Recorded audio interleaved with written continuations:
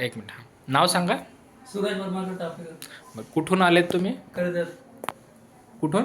कर्जत. कर्जतवरून. मुंबईचं कर्जत झालं. बरं, काय त्रास होतो तुम्हाला? मला दम लागत होता. बरं, ट्रीटमेंट काय चालू होती? ट्रीटमेंट काय डायलिसिस चालू होतं. कधीपासून डायलिसिस चालू आहे?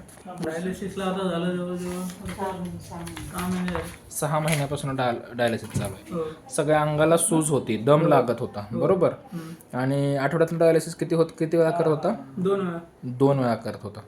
बरं, आणि आत्ता तुम्ही आमच्याकडे 19/5ला आलेत, बरोबर? म्हणजे 1 महिन्यापूर्वी आले होते. 1 महिन्यानंतर आपण औषधं चालू केली.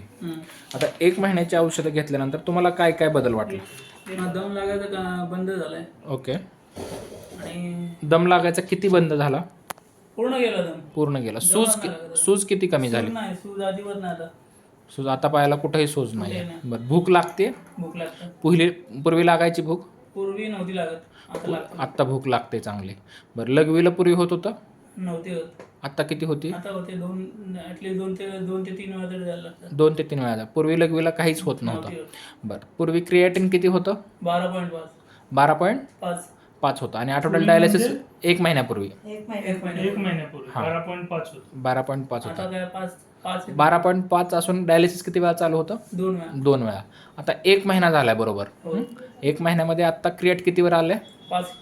5 वर आले. डायलिसिस किती वेळा चालू आहे? डायलिसिस 2 वेळा. 2च वेळा चालू आहे.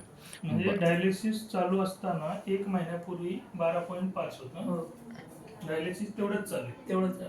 पण आता क्रिएटिनिन 5.1 आणि एवढे सगळे बदल तुमचे सांगतायत. अजून काय जाणवलं? एवढाच त्रास होतो मला. बाकी काय त्रास नव्हता. चेहऱ्याच्या कलरमध्ये, चेहऱ्यावरच्या सुजेमध्ये तुम्हाला काय जाणवतं? काय मला खूप बदल वाटतो त्यांच्यात.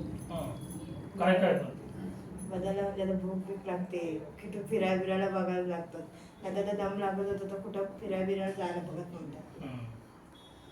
आणि खूपच म्हणजे खूप फरक झाला.